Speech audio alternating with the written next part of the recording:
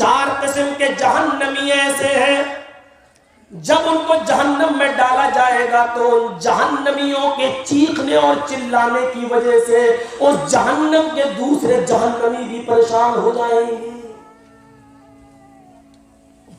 وہ تو پہلے ہی سے پریشان ہے کہ مجھے جہنم میں ڈال دیا گیا, یہ اور چلے گئے اور یہ اتنا چیخیں گے, اتنا چلائیں گے کہ ان کے چیخنے اور چلانے کی وجہ سے دوسرے جہنمی بھی پریشان ہوں گے اور کہیں گے یہ کون کمبخت یہاں آ گئے جو ہمیں اور پریشان کر رہے ہیں, ہم تو پہلے سے پریشان تھے, انہوں نے اور بڑی مصیبت میں ڈال دیا. کون لوگ ہیں؟ ان میں کچھ لوگ نظر آئیں گے جن کے اوپر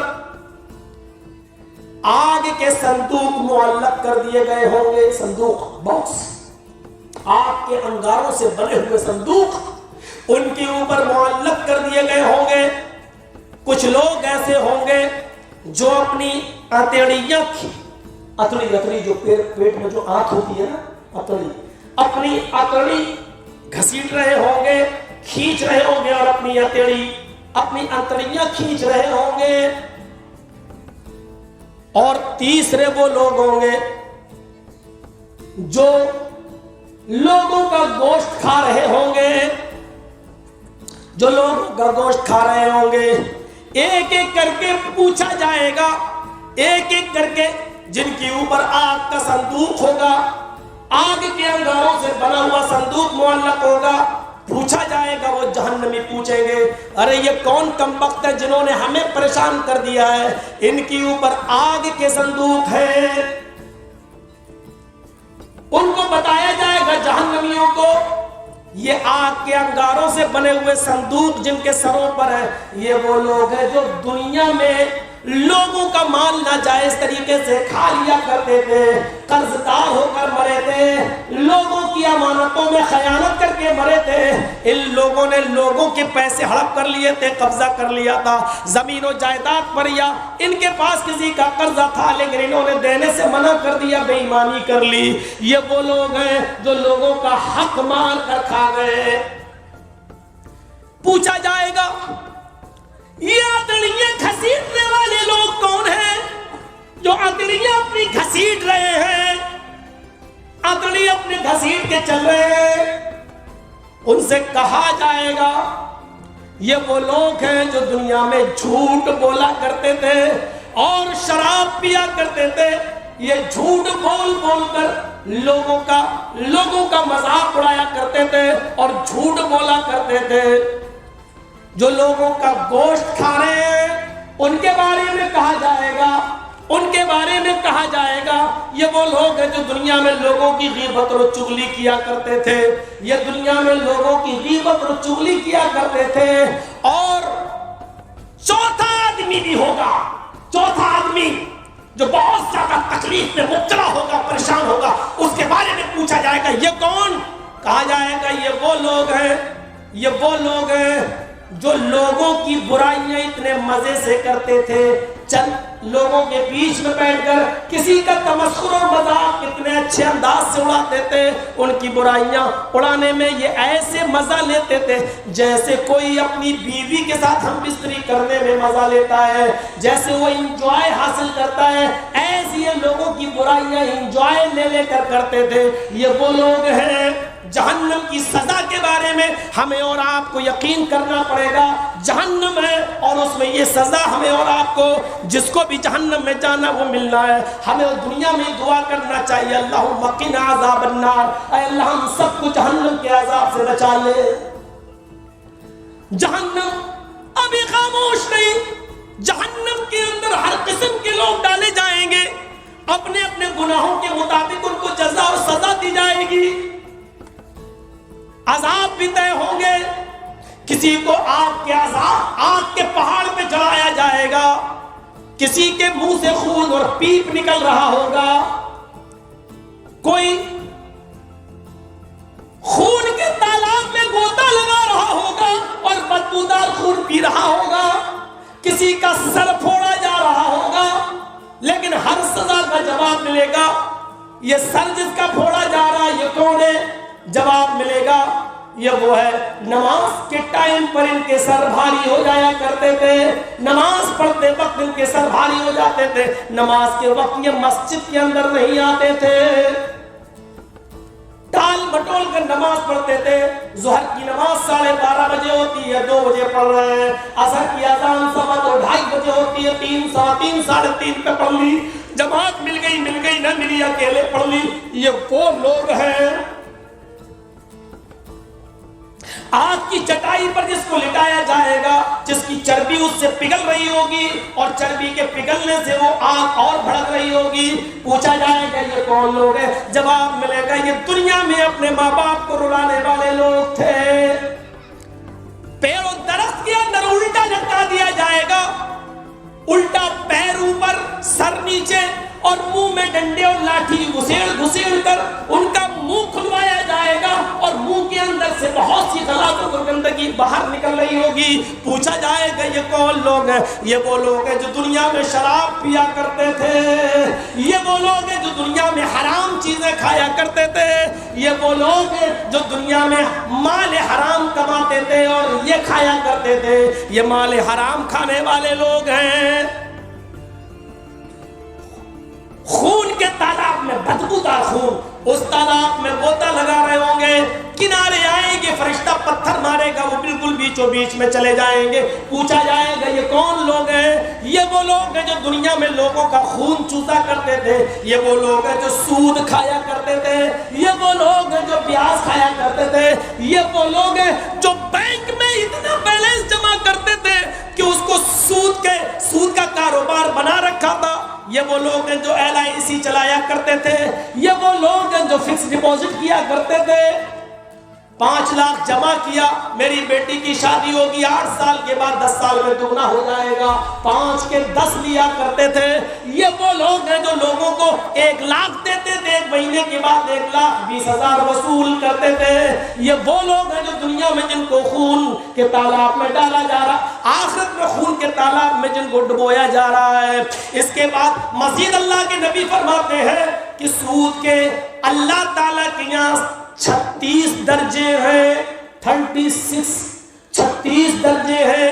ایک حدیث میں آتا ہے 70 درجے ہیں۔ 36 درجے والی حدیث زیادہ صحیح اصح ہے۔ سود اور پیاز کے 36 درجے ہیں۔ پوچھا گیا سب سے ہلکا درجہ کیا ہے؟ آپ نے فرمایا سود اور بیاض کے کھانے والے کو جہنم کے اندر جو 36 قسم کے عذاب دیے جائیں گے یا 70 قسم کے عذاب دیے جائیں گے، ان میں سب سے ہلکا عذاب اس سود اور بیاض کھانے والے کا وہ ہوگا جو ایک آدمی کو اپنی سگی ماں کے ساتھ زنا کرنے کے بعد دیا جائے گا۔ ایک آدمی، ایک انسان جان بوجھ کر اپنی ماں کے ساتھ زنا کر لے، اس کو جو جہنم میں عذاب دیا جائے گا، یہ سود اور بیاض کھانے والے کا سب سے ہلکا عذاب ہوگا۔ اس کے بعد اور جو درجے مجھ سے بڑے بڑے درجے ہیں، اللہم قنا عذاب النار، اے اللہ ہم سب کو اس جہنم کے عذاب سے بچا لے۔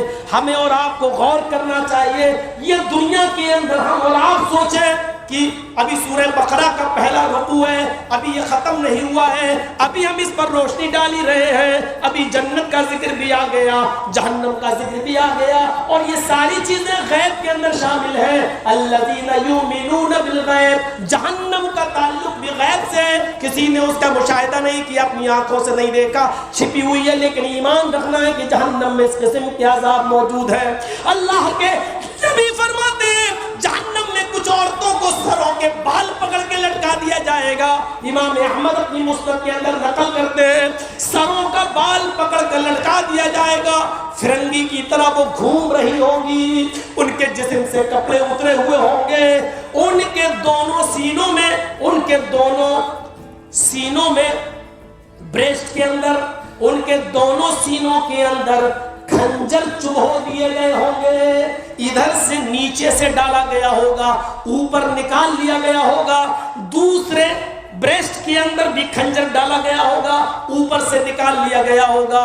پوچھا جائے گا اے اللہ کے نبی یہ کون لوگ ہیں؟ پوچھا گیا اے اللہ کے نبی یہ کون لوگ ہیں، یہ کون عورتیں ہیں جن کے سر بال جن کے لٹکے ہوئے بالوں کے بل لٹکا دی گئی ہیں، اور ان کے سینوں میں، ان کے بریسٹ میں خنجر بھونک دیے گئے ہیں۔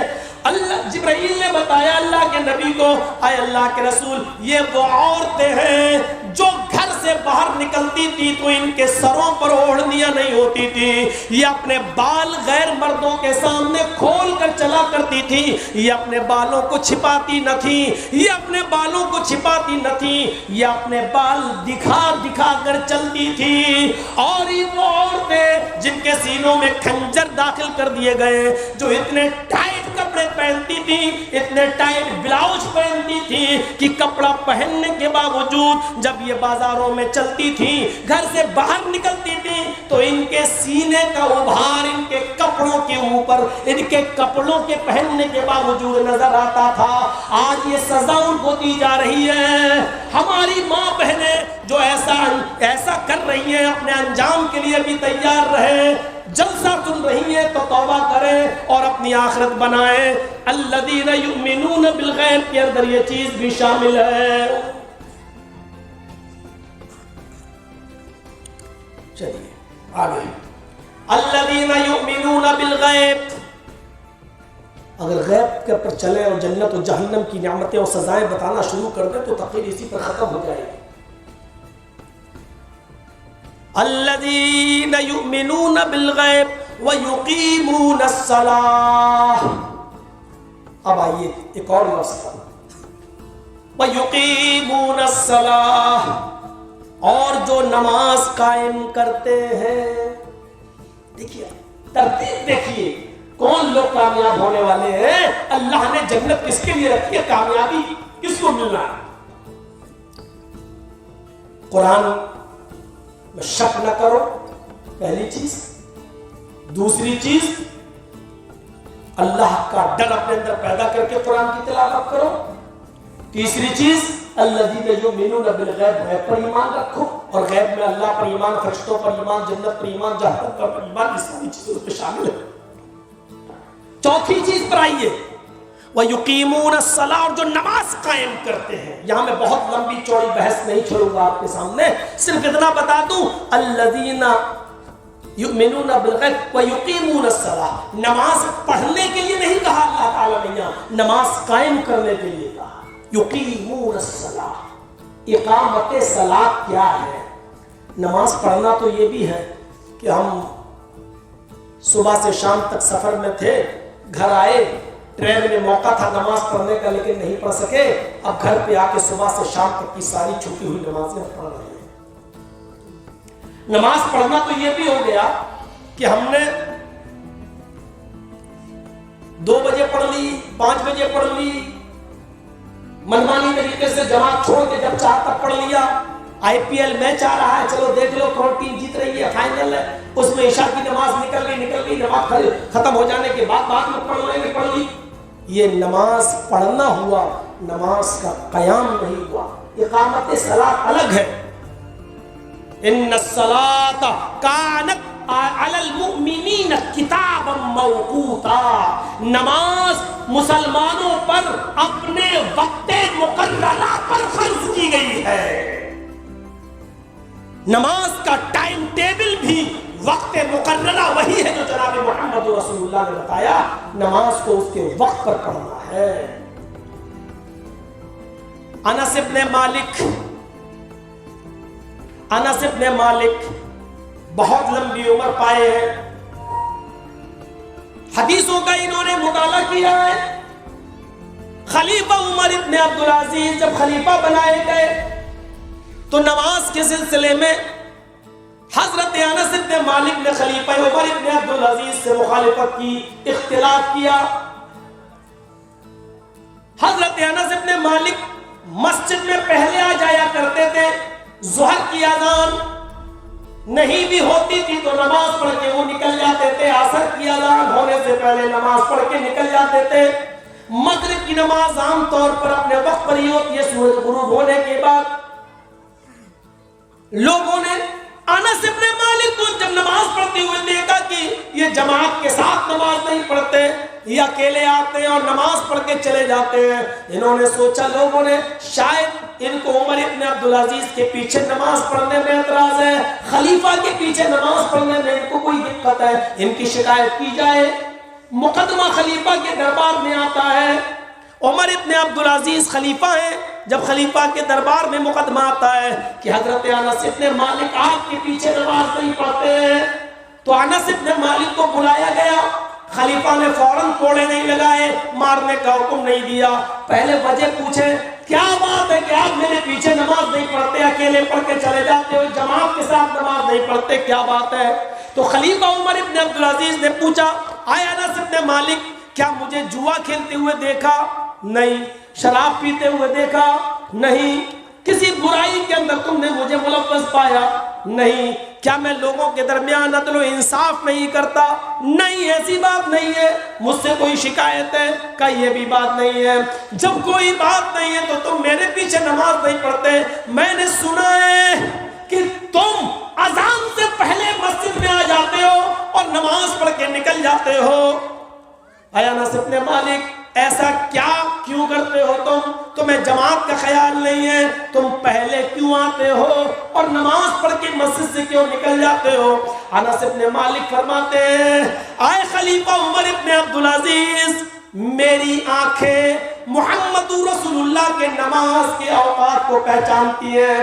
اللہ کے نبی نے ظہر کب پڑھی یہ میری آنکھوں نے دیکھا ہے، اللہ کے نبی نے عصر کب پڑھی یہ میری آنکھوں نے دیکھا ہے، حضرت محمد رسول اللہ نے مغرب کب پڑھی یہ میری آنکھوں نے دیکھا ہے، عشاء کب پڑھی میری آنکھیں جانتی ہیں، فجر کب پڑھی ہے میری آنکھیں پہچانتی ہیں۔ میں نے لمبی عمر پائی ہے، مجھے معلوم ہے اللہ کے رسول کا نماز کا وقت کیا ہے۔ اے عمر ابن عبدالعزیز آپ سے مجھے کوئی شکایت نہیں ہے، لیکن جب آپ ظہر اس وقت پڑھتے ہیں جب اللہ کے نبی صلی اللہ علیہ وسلم کے ٹائم کے مطابق ہوتے ہیں تو میں آپ کے پیچھے نماز پڑھ لیتا ہوں، عصر جب اس وقت پڑھتے ہیں جب نبی اکرم کے ٹائم کے مطابق ہوتی ہے تو میں آپ کے پیچھے نماز پڑھ لیتا ہوں، لیکن جب آپ ٹائم بدل دیتے ہیں اور لیٹ آتے ہیں تو اے خلیفہ میں اس وقت میں نماز پڑھ کے چلا جاتا ہوں جس وقت نماز کا ٹائم ہو جاتا ہے، کیونکہ میری آنکھیں ظہر عصر مغرب عشاء فجر سب کی اوقات کو پہچانتی ہے۔ میں نہیں چاہتا کہ اپنی نماز اس ٹائم سے ہٹا دوں جس ٹائم جناب محمد رسول اللہ صلی اللہ علیہ وسلم کا نماز کا وقت ہے۔ میں اول وقت میں افضل وقت میں نماز پڑھنا بہتر سمجھتا ہوں، کیونکہ میری آنکھوں نے محمد رسول اللہ کے نماز کے وقت کو پہچانا ہے، جانتی ہے۔ یہ تھے انس ابن مالک جو خلیفہ سے ٹکرا گئے اور خلیفہ کی خلافت کی پرواہ نہیں کی، سزا دو گے دو، لیکن خلیفہ کو بھی تبلیغ کر دی کہ آپ کی نماز کا وقت جب نبی اکرم کی نماز کے وقت سے میچ کھاتا ہے تو میں آپ کے پیچھے نماز پڑھ لیتا ہوں، اور جب آپ کا وقت نبی کے وقت سے میچ نہیں کھاتا تو پھر میں چھوڑ دیتا ہوں، خود نماز پڑھ کے نکل جاتا ہوں، پھر جماعت کی پرواہ نہیں کرتا، کیونکہ مجھے جماعت سے نماز پڑھنے سے بہتر لگتا ہے کہ رسول اللہ کے ٹائم کے مطابق نماز پڑھی جائے، اول وقت پر نماز پڑھی جائے۔ اور پوچھنے والے نے پوچھا تھا اللہ کے نبی سے ای الاعمال افضل، سب سے اچھا عمل کون سا ہے؟ تو اللہ کے رسول نے یہی کہا تھا صلاۃ لوقتہا، نماز کو اس کے اول وقت پہ پڑھنا، اس کے اصل وقت پہ پڑھنا، یہ سب سے اچھا عمل ہے، اس لیے میں اول وقت میں نماز پڑھ کے نکل جاتا ہوں۔ میرے بھائیوں اپنی مسجدوں کو اول وقت سے کہ نماز سے مزین کیجئے، اول وقت میں نماز پڑھنے کو لاگو